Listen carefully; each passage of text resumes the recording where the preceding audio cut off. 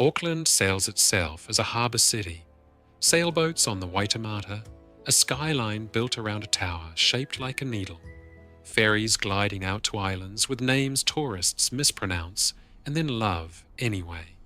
Brochures show you volcanic cones turned into green parks where families walk dogs on a Sunday morning, and a waterfront full of cafes that smell like flat whites and salt air. That is the version everyone gets sold, and it is not wrong, exactly. It is just incomplete, because underneath that postcard surface, Auckland is hollow in more places than most of its own residents realise. This entire city sits on top of a volcanic field that has erupted more than 50 times over the last 200,000 years, which means the ground itself is riddled with caves that nobody built and nobody has ever fully mapped. Add a century and a half of tunnelling, quarrying, wartime preparation, and quiet civic burial on top of that, and you get a city that is, quite literally, two cities, one above ground with its ferries and its flat whites, one below it, dark, mostly forgotten, and considerably stranger than any tourist map admits. There are tunnels that once held 20,000 people and now hold nothing but darkness and clay bricks. There are lava caves under suburban backyards. There is a stream running beneath the busiest street in the country, and a cemetery with several thousand more residents than its headstones admit to. Today, I'm taking you through 13 of the guarded secrets sitting beneath this city's feet. And I promise you, most of them nobody can fully explain. Go on, subscribe, and I'll tell you the whole story. Number 13. Fort Takapuna, out on the North Shore, is not a ruin you stumble across by accident. It sits low, almost apologetically, beneath the reserve at the end of the peninsula because that is exactly how it was designed. Built in the early 20th century as part of Auckland's coastal defence network, the fort was constructed below ground level on purpose. A dry moat once surrounded it on every side, with a drawbridge controlling the only way in, and its twin 6-inch guns were among the last of their design ever built for New Zealand. From the surface, you would barely know it was there. What the official Defence Department records describe as a straightforward gun emplacement, engineered to protect the harbour approach, tells only the practical half of the story. The bunker's tunnels, magazines, and observation posts were built to function as a sealed, self-contained world. Food, ammunition, communication lines, all buried, all designed so that the men inside could operate without ever needing daylight. Locals who grew up nearby talk of side passages that were bricked up decades ago and never reopened. Sections that do not appear on the public walking maps at all. Whatever is actually behind those sealed sections has never been documented for public record, at least not one anyone has been willing to release. The fort remains open for visitors today, but only along the paths the Navy Museum and the Council are comfortable showing you. Standing on the grass above it, with a Norfolk pine at your back and the Rangitoto channel in front of you, you would never guess how much of the ground beneath your boots is hollow. Fort Takapuna sits alongside a whole chain of similar coastal defences built around the same period. Fort Courtly, the North Head batteries, Motorway Island's wartime installations out in the Gulf, all designed to work together against an invasion that, in the end, never once tested a single one of them. That's the thing about this city. It builds its parks on top of its secrets and calls it landscaping, number 12, somewhere beneath Aotea Square. Beneath the food trucks and the buskers and the thousands of commuters who cross it every single day, there is a stream that has not seen daylight in more than a century. The Waihorotiu begins as a spring-up in what is now Myers Park, and it once ran openly down through a wetland valley, the same valley that eventually became Queen Street, New Zealand's busiest retail strip. Maori settlers gardened along its banks. Early European colonists used it too, right up until the point it became more useful to them buried. The official position from Auckland Council has always been practical. The stream was covered over during the 19th century as the city grew, folded into the stormwater system, and left to run in the dark beneath layers of tarmac, tram lines, and now light rail infrastructure. Auckland Council archaeological staff have confirmed that early Maori occupation sites once sat directly along its course. gardens tended by 2 different generations at once, according to excavation notes from work near Queen Street. The stream, in other words, is not a footnote. It is the reason this part of the city exists at all, and yet it is treated like an inconvenience. Calls to daylight the Waihorotiu, to bring even a section of it back to the surface as a feature rather than a pipe, have been raised for decades and quietly set aside every time, usually on cost grounds, sometimes simply because nobody could agree on whose responsibility it would become once it was visible again. The naming of the new Waihorotiu station on the city rail link near Aotea Square was as close as officialdom has come to admitting the stream exists at all. A small act of acknowledgement for a waterway that has been quietly doing the same job, unpaid and unseen, since before European survey maps of the isthmus existed. Underneath one of the most photographed streets in the country, water that predates the name Auckland by centuries still runs, unseen, exactly where it always has. Number 11. Rangitoto Island looks, from the waterfront, like a symmetrical black cone sitting quietly in the Gulf, the single most recognisable silhouette on the entire Auckland skyline. What most visitors who take the ferry across never fully register is that the island is essentially hollow in patches, riddled with lava caves formed during the eruption that built it roughly 600 years ago, making Rangitoto the youngest volcano in the entire Auckland field. Geologists who have surveyed the island describe these caves as classic lava tubes, formed when the outer skin of a flowing lava stream cooled and solidified while the molten rock beneath kept draining away, leaving a tunnel of solid black rock behind it. Rangitoto's caves are considered the most accessible in the whole volcanic field, some large enough to walk through upright, and they are among the very few most visitors are ever actually shown tucked just off the main summit track behind unassuming openings in the rock. What lies beneath the rest of the island, away from the marked track, is a different question entirely. Speleologists who have spent decades mapping Auckland's volcanic caves admit they have never come close to surveying the whole field, with new tubes still being found in people's backyards on the mainland. On an island as young, as raw, and as unmodified by development as Rangitoto, nobody can say with confidence how much of it is still solid ground, and how much is simply a thin black roof over open space. Maori, who once travelled to the island for seasonal fishing, knew to read the surface carefully for exactly that reason, and Department of Conservation staff who maintain the summit track still occasionally find new depressions in the rock, where a thin section of tube has finally given way after 6 centuries of holding its own weight. Number 10. On the eastern flank of One Tree Hill, in the shadow of Maungauika, there is a network of lava tunnels so cramped that early explorers gave it a name that tells you everything about the experience: the Cave of 1,000 Press-Ups. Stretching close to 270 metres through solidified lava rock, with ceiling heights ranging from barely 20 centimetres to just over a metre in places, it is not a cave you walk through.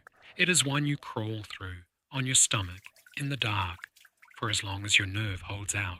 Formed tens of thousands of years ago as lava drained from the Three Kings eruption sequence, the tunnel sits on land that was, for centuries, some of the most intensively terraced and gardened Maori pa land in the entire isthmus, the volcanic soil around Maungauika, prized for exactly the same reason the lava beneath it exists at all.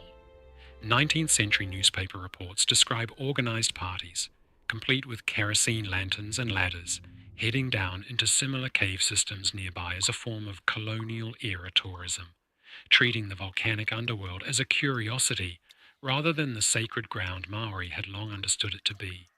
Today, access to the Cave of 1,000 Press-Ups is deliberately unpublicised, and for good reason.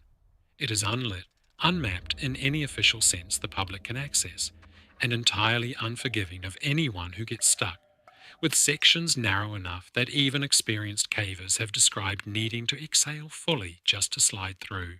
Cornwall Park's rangers know it is there. Most of the joggers circling the summit above it, past the grazing sheep and the memorial obelisk to Sir John Logan Campbell, have absolutely no idea what is running beneath their feet, An underworld built from violence, cooled into silence, and left exactly as it was. Number 9. In a quiet backyard in Mount Eden, underneath a trampoline and a vegetable patch that looks like every other suburban section in the neighborhood, there is a lava cave roughly 100 meters long. It belongs technically to a homeowner named Sean Jacob, who discovered what was underneath his own property and has spent years documenting it since. It is one of an estimated 50 or more lava caves known to exist within Auckland's city limits, many of them sitting on private land entirely unknown to the people who mow the lawns above them. According to Peter Crossley, a speleologist who has spent roughly 5 decades mapping Auckland's volcanic underworld, a single cave might have 2 or 3 separate entrances, and across his career he has personally located around 250 of them scattered beneath the suburbs. Most were never protected. Developers filled many in without a second thought. Others became rubbish dumps, wine cellars, or, in one case researchers still find remarkable, a mushroom farm that operated commercially inside a lava tube at Western Springs until the 1960s. What troubles the researchers now is not the caves that are documented. It is the ones that are not. Crossley's own knowledge, gathered compass survey by compass survey over half a century, has only recently begun being transferred into permanent digital records, precisely because so much of what he knows exists nowhere else. When he's gone, an unknown number of Auckland's hollow places go with him, sealed behind memory the way so many of the physical entrances have already been sealed behind concrete.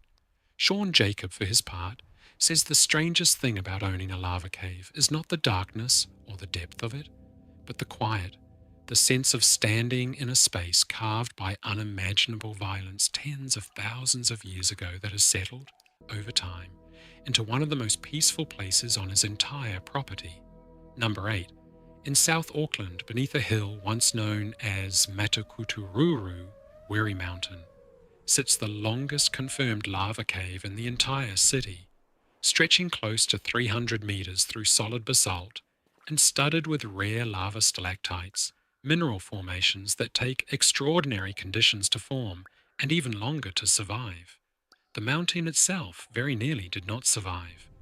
Wiri was quarried aggressively through much of the 20th century, chewed away for road building material the way a dozen other Auckland volcanic cones were, several of them flattened almost entirely in the process. The cave beneath Wiri was only saved because a small group of local advocates refused to let it disappear, along with the rest of the mountain. After what has been described as a 25-year campaign, waged largely against indifference rather than open hostility, the cave was finally declared a scientific reserve in 1998, protected permanently from the quarrying that had already consumed almost everything around it. It stands now as one of the only physical records of what an entire generation of Auckland's volcanoes actually looked like from the inside before the trucks got to them.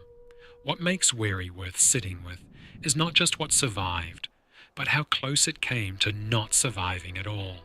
Somewhere in council files from the mid-20th century, a decision was made, almost administratively, almost without anyone noticing, to let the quarrying continue right up to the cave's edge. Had that campaign lost, had those 25 years gone the other way, nobody today would even know there had been anything down there worth protecting. The Maori name for the mountain, Matukutururu, references a heron once associated with the site, a small detail of what the whole cone meant to Tangata Wenua, long before it was measured in tons of extractable rock. If any of this is starting to get under your skin, wait until we get to what is sitting beneath a psychiatric hospital an hour south of the city. But we've got a few more stops before we get there. Number 7. Walk up towards the Auckland Art Gallery from Queen Street on almost any given day, and you will pass a caged-off set of stairs leading down beneath Wellesley Street East, without giving it a second look. Auckland Council Heritage staff estimate the stairs lead to a set of women's public toilets built sometime in the 1920s or 1930s, back when the building above, now housing the art gallery, served double duty as both the gallery and the city's public library. The logic at the time was entirely practical. If you were visiting the library or the gallery after hours and needed a bathroom, this was the nearest one, tucked conveniently beneath the street rather than inside either building. As the decades passed and the surrounding city grew up and around it, the toilets stopped making sense architecturally, awkwardly placed, difficult to maintain, and eventually they were closed off and left exactly as they were, sealed rather than removed. Nobody with any official authority has fully catalogued what condition the space is in today, whether the original fittings remain, or what exactly happens to a century-old underground room in central Auckland that nobody has properly opened in decades.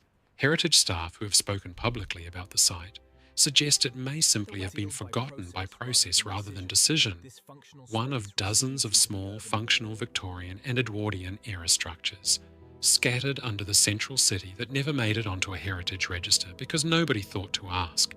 It sits there behind its cage, 100 years of ordinary human use frozen in place, ignored by thousands of people walking past it every single day on their way somewhere else. Number 6.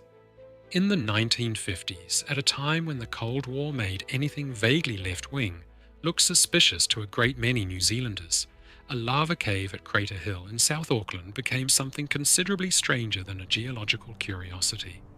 According to researchers who have documented the city's underground network, the cave was used, at least for a period, to house a covert communist printing operation, hidden inside one of the same volcanic tunnels that Auckland's volcanoes had scattered across the isthmus tens of thousands of years earlier.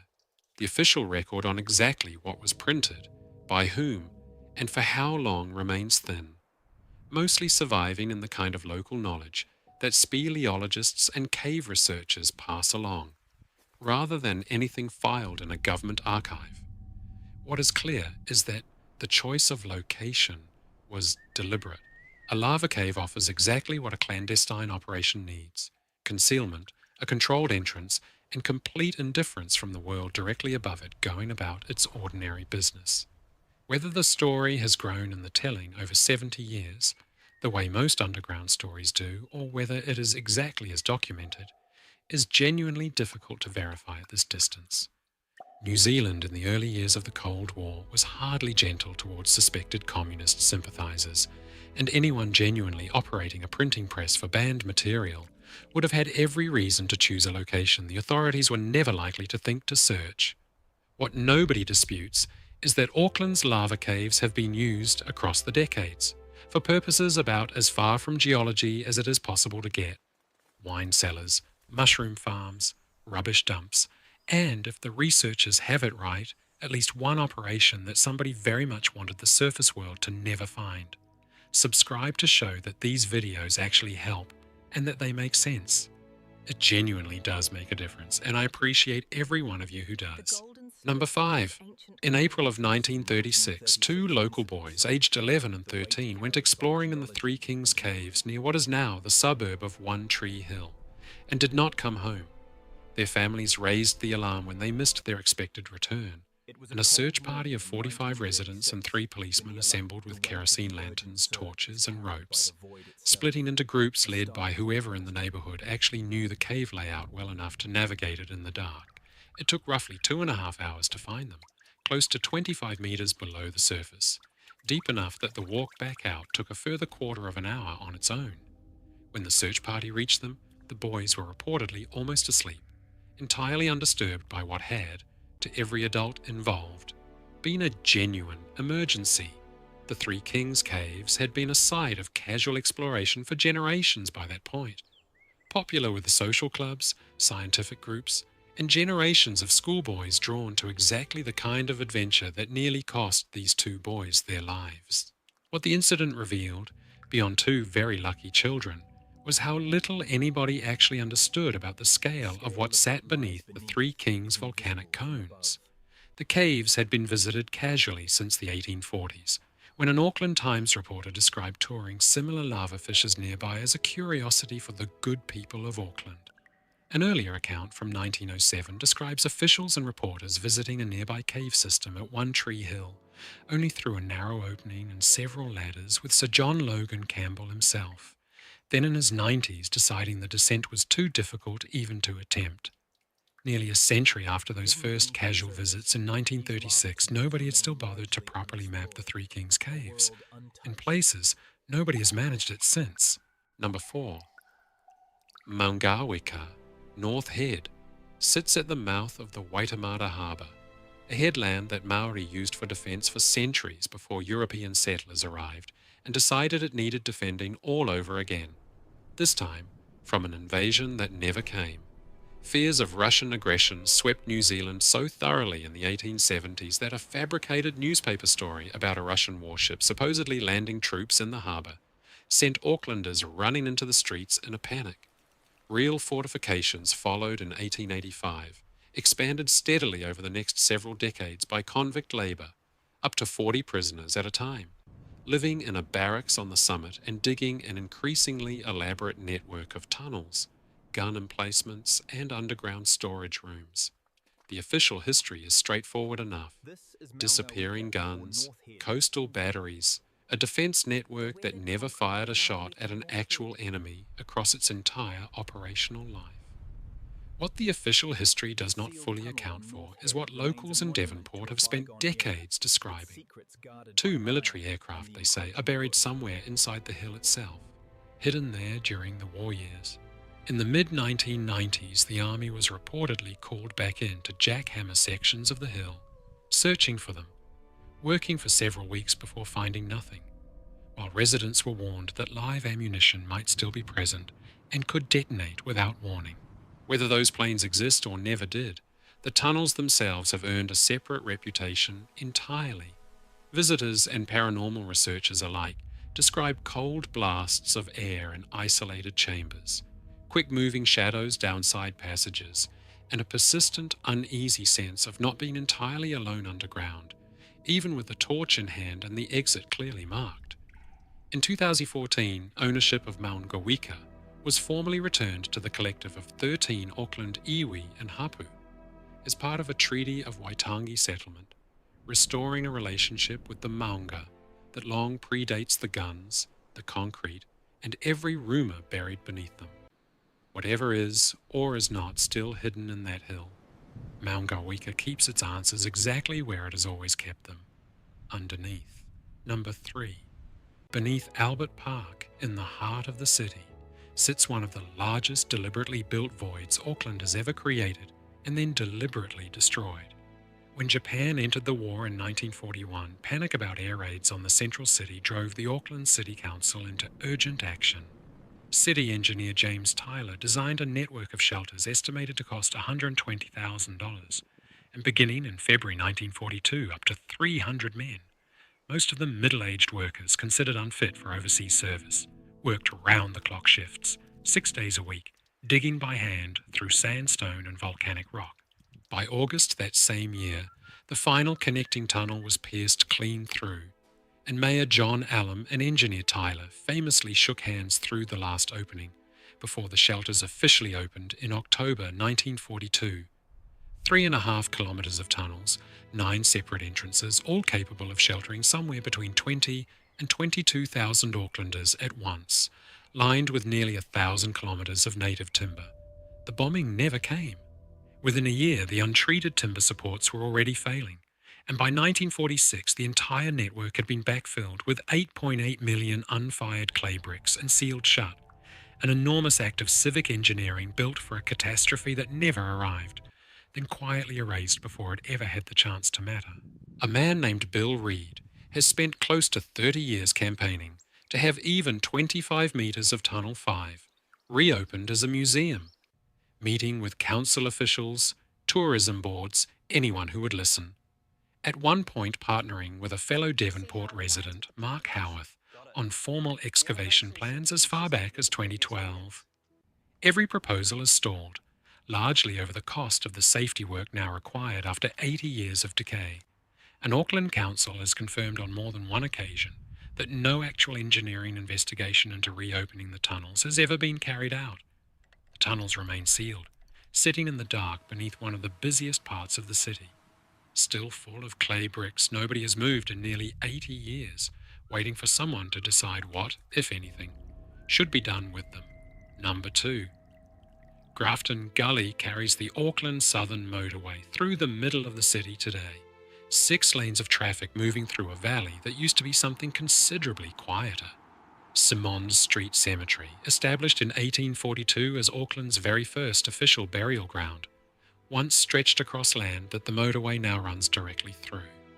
In the mid-1960s, transport planners decided the most efficient route for the new southern motorway ran straight through the Anglican and Catholic sections of the cemetery, and more than 4,100 bodies had to be moved to make way for it. What the relocation project uncovered surprised even the officials running it. In the Anglican section alone, workers found 2,000 graves beneath only 1,200 marked headstones, and in the Catholic section, 2,100 graves beneath just 400. Whole generations of unmarked burials that nobody living had known were there. The identifiable remains were reinterred in mass memorial vaults still standing in the cemetery today, their names carved into surrounding walls. Locals who have researched the project describe some original gravestones being repurposed as literal foundation filler in the motorway construction itself. Headstones now sitting somewhere underneath the asphalt commuters drive over every single day without a second thought. The cemetery today is a Category 1 historic site, 5.8 hectares of forest split by Grafton Bridge, walked through daily by university students and joggers who mostly register it as a scenic shortcut. Governor William Hobson, the man who co-signed the Treaty of Waitangi on behalf of the Crown in 1840, is buried in the section that survived the motorway, a strange bit of symmetry for a country whose founding document is still argued over in courtrooms today. Very few passers-by know that the motorway running just below the cemetery was built directly through a graveyard, or that an unknown number of 19th century Aucklanders are still resting in ground that now has 3 lanes of traffic running over the top of it, permanently and without a marker in sight. I've walked that route more times than I can count, and it never quite feels the same once you know. If you have ever walked or driven past a place on this list without knowing what was underneath you, I would genuinely like to know which one surprised you most. Leave it in the comments because I read every single one of them. Number 1.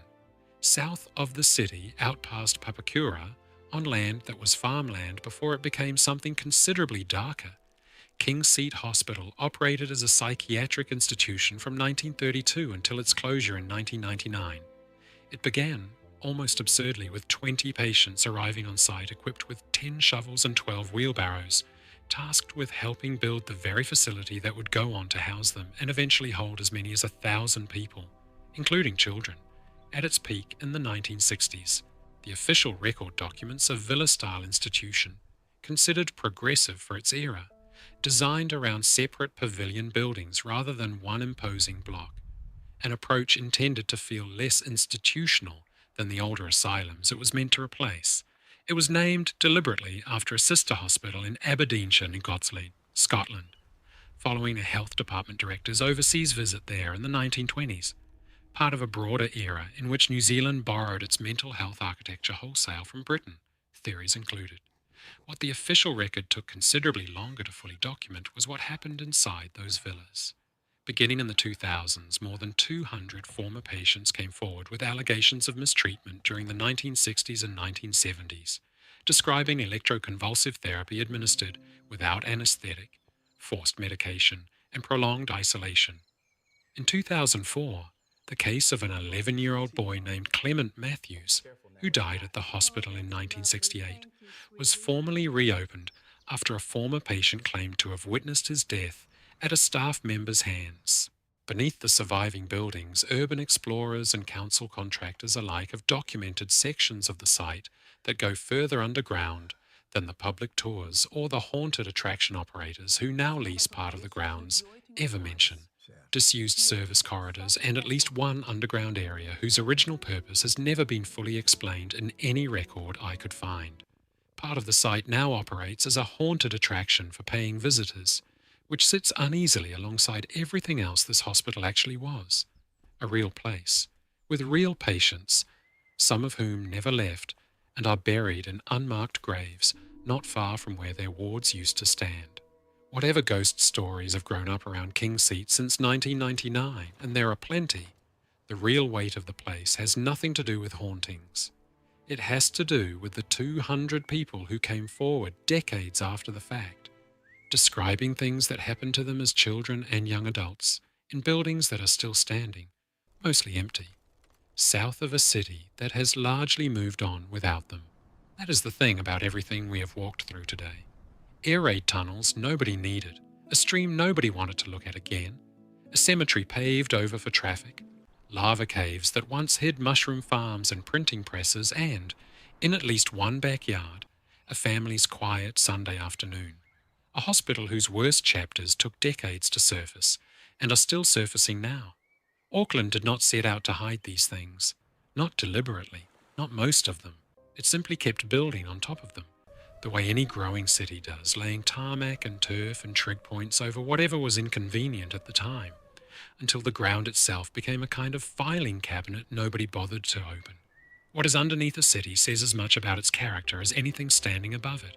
And Auckland, for all its harbour views and postcard volcanoes, has never quite reckoned with everything sitting in its own basement. Next time you're standing in Albert Park or crossing Grafton Bridge, or catching the ferry past that black cone in the Gulf, it might be worth remembering that the ground under your feet has a memory of its own, whether the city above it chooses to look at it or not. Some of what's down there will probably stay buried for good. Some of it, I suspect, is only a matter of time. I'm a grandpa and grandpas worry. Look after yourself.